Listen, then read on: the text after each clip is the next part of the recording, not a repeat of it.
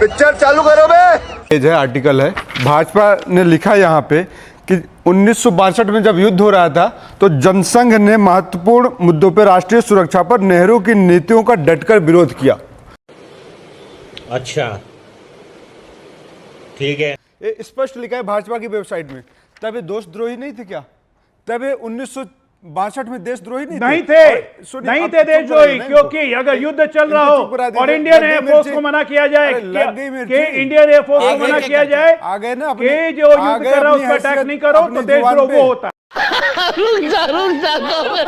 आप लोगों को मैं हैसियत पे नहीं, सच्चाई कह रहा हूँ। थोड़ा सुनना चाहिए, इसीलिए क्या ये सही नहीं है कि इंडियन एयरफोर्स को मना किया गया था 62 के युद्ध में? अमित जी, आप भी बता दीजिए। कंट्रोवर्शियल है।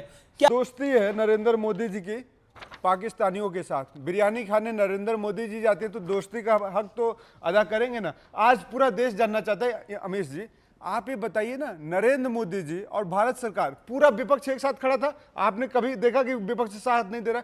पूरा विपक्ष एक साथ एक सुर में कहा हम सरकार के साथ है। अचानक सेना तैयार होती है, फाइट के लिए तैयार थी सेना, युद्ध कर भी रही है। अचानक दोपहर में खबर आती है, मोदी जी को भी नहीं चाहिए था संसद भवन के अंदर जब महिलाओं को कहते हैं सुपर। शब्दों की गंभीरता लंगड़े घोड़े को समझ में नहीं आती।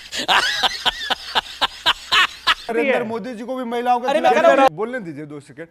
नरेंद्र मोदी जी एक बार खंडन कर दें कि ट्रंप ने इस बीच में कुछ मध्यस्थता नहीं कराई। दूसरी बात, सवाल जो जेपी नड्डा का आपने कहा ना, कंगना रनावत ने एक ट्वीट किया था ट्रंप के अगेंस्ट में, पता होगा आपको, आपने देखा भी तो, ट्वीट पढ़ा भी था, लेकिन वो ट्वीट क्यों डिलीट करवाया, क्यों करवाया गया? कंगना रनावत ने ट्वीट के बदले कहा था कि कौन है ये लोग,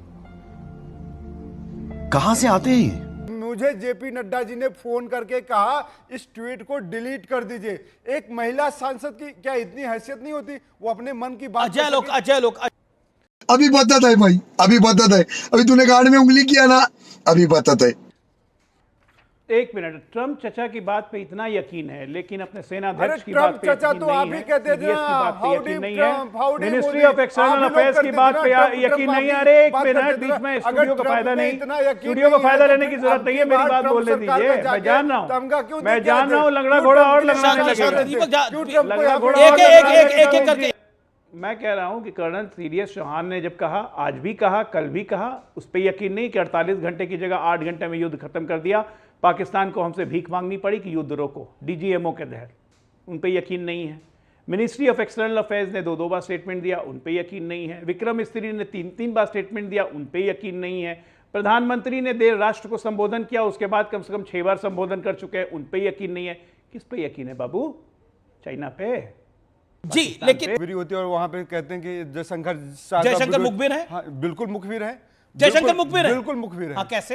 अरे कीड़े पड़े तुम्हारे मुंह में। अब 2 चीजें मैं बताता हूँ, आपने जो वीडियो दिखाया उस पर बात करते हैं। बेशर्मी की पराकाष्ठा है अमित जी, किससे बात कर रहे हैं? सभा, इस देश का आपने बंटवारे की बात करी, जवाहरलाल नेहरू को गाली देके इन्होंने शुरुआत किया था, क्योंकि भाजपा का वहीं से दिन शुरुआत होता है, जवाहरलाल जी को गाली दो। इस देश का जो बंटवारा हुआ है ना, आज बता रहा हूँ, मुस्लिम लीग और हिंदू महासभा की वजह से हुआ था। मुस्लिम लीग और हिंदू महासभा ने पूरे देश में, पंजाब में झूठ बोलो, बार बार झूठ बोलो।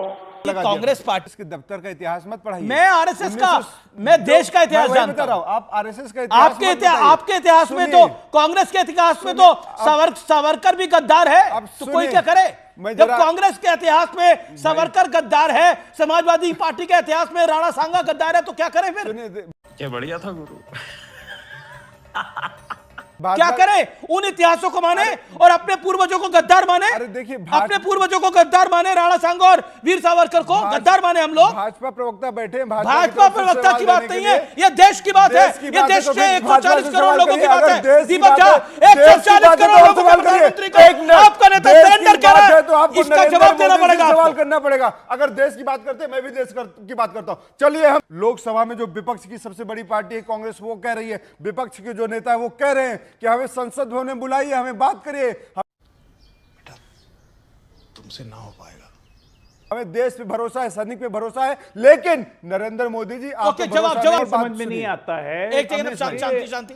लंगड़े घोड़े का मुंह नहीं देख पाते हैं दीपक भाई, और चले हैं चेतक का चेहरा देखने।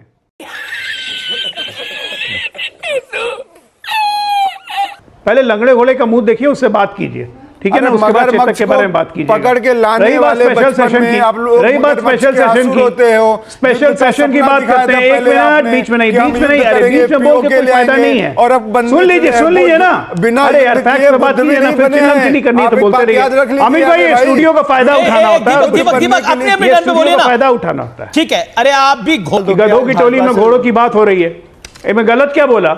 गधों की टोली में घोड़ों की बात हो रही है। आप तो राहुल गांधी की बात मान लाते हैं, लंगड़े घोड़े उन्होंने अपने आप को साबित कर लिया। तो मैं तो दीपक भाई को कह रहा हूं कि उस लंगड़े घोड़े से इनकी महीने भर में एक बार भी बात नहीं होती होगी, मैं दावे के साथ कह सकता हूं। इनको प्रधानमंत्री मोदी से बात करनी है। चेतक का चेहरा देखने का इतना शौक क्यों है? अब सुनिए, अब आप सुनिए, 1 मिनट 10 सेकंड सुन लीजिए, उसके बाद बोलिएगा, क्योंकि बोलना आप ही को है, मुझे नहीं बोलना है ज्यादा। मैं आपको पूछता हूं कि special session line by line पूछ रहा हूं। 26/11 के बाद स्पेशल सेशन बुलाया गया था? नहीं। ऑपरेशन मेघदूत बताया तो किस लिए हुआ था? सियाचिन पे अवैध कब्जे को खाली करने के लिए हमारी सेना ने आक्रमण किया था। स्पेशल सेशन बुलाया गया?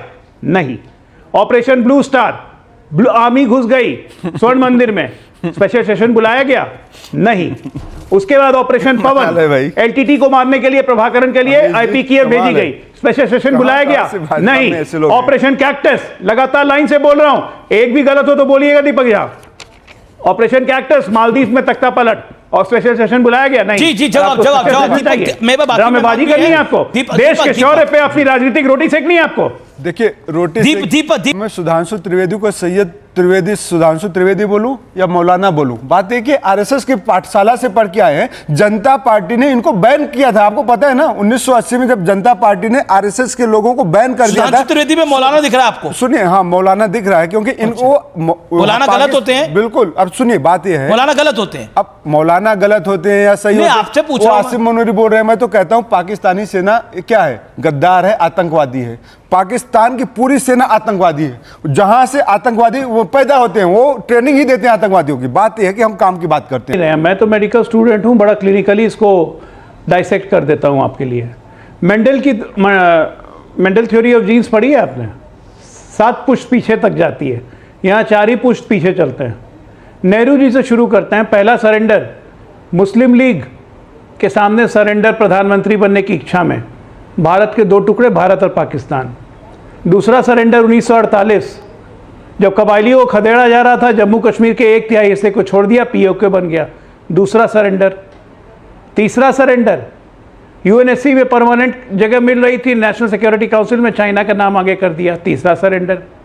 चौथा सरेंडर तिब्बत को रिकॉग्नाइज कर लिया, डिस्प्यूटेड पार्ट चाइना से बॉर्डर बना लिया, चौथा सरेंडर। पांचवा सरेंडर 1962 में कैनेडी को चिट्ठी लिखा कि भारतीय एयरफोर्स की मदद के लिए अपने पायलट भेजिए। नेहरू जी का डॉक्यूमेंटेड फैक्ट है, एक भी फैक्ट गलत नहीं। पांचवा सरेंडर। छठा सरेंडर, इससे कमजोर प्रधानमंत्री कभी नहीं हो सकता है कि भारत चीन का युद्ध चल रहा हो और अपनी सेना को, अपनी इंडियन एयरफोर्स को चाइनीज सोल्जर्स पे अटैक करने के लिए मना कर दिया। और पार्लियामेंट में जवाब दिया, वाजपेयी जी ने जब स्पेशल सेशन का कॉल किया था, पार्लियामेंट में जवाब दिया कि मैंने ऐसा इसलिए किया क्योंकि अगर मैं इंडियन एयरफोर्स को घुसाता तो हमारे में चीन और घुस जाता, जो कि ऑलरेडी असम तक घुस चुका है। मरने छोड़ दिया हमारे सोल्जर्स को। 1965 छठा सरेंडर, जीत गए थे हम, हाजी पीर का एरिया जीत चुके थे, उसको वापस कर दिया, शाबाश। अपने कुछ एरियाज वापस नहीं लिए, ना पीओके लिया। 71 93,000 सैनिक के बदले 54 सैनिक नहीं छुड़ा सके, सुपर। पाकिस्तान के 2 टुकड़े। शिमला समझौता, कोई फर्क नहीं, टोटल सरेंडर। हम ऑलरेडी लाहौर तक घुस चुके थे, हम ऑलरेडी गुजरात के एक जिला भावलपुर को कब्जा कर चुके थे, सब वापस कर दिया। ये हुई दादी। अब आते हैं पुत्र पे, राजीव गांधी। पहला सरेंडर ऑपरेशन ब्लू स्टार के बाद कुछ नहीं, जिस भिंडर वाले को खड़ा किया उसी के लिए आर्मी घुसवा दी। बड़ी खबर आ रही है। अब तुम लोग गलती से अगर नए हो तो सब्सक्राइब करो, वो जो लाल वाला बटन है उस पर अपने जीजा जी फेंक के मारो या फूफा जी, मुझे नहीं पता, बस क्लिक हो जाना चाहिए।